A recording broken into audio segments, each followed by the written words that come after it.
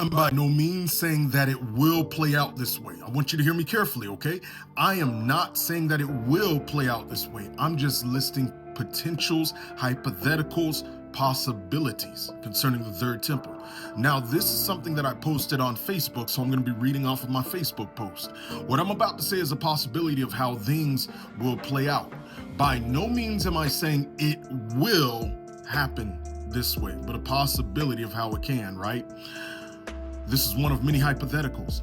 We know according to various scriptures in both the Old and the New Testament that there is a third temple, different from the millennial temple. We know this according to Revelation 11, Daniel 9:27. We see it in other places in scripture, okay? We see it in Paul's letter to the church in Thessalonica. It is possible that under the Trump administration that the third temple talk is put into action. Not saying it will, but it's possible. Okay, or a future pro-Israel administration. It is then possible that due to Islamic backlash, construction of it could be delayed if we have a more anti-Israeli administration, or if the administration decides to say, hey, it's too much backlash, and they just pull off of it. Okay, so it can start, it just can be delayed in the midst of it starting.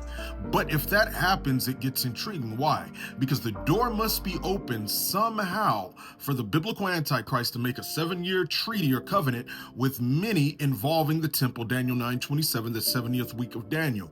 This could happen if there are temple delays in its construction. Hear me on that. If it looks like that there's temple delays in construction because, they're fighting and arguing, on each side, Muslims and then Jews, which of course the temple needs to be built prophetically, there would have to be somebody to resolve that conflict, right? And when Islam's Mahdi comes to make the 7-year agreement, because it's believed that he'll be on earth for 7 years. Now you guys know what I believe about him. He's the biblical Antichrist. Their version of Jesus is the false prophet.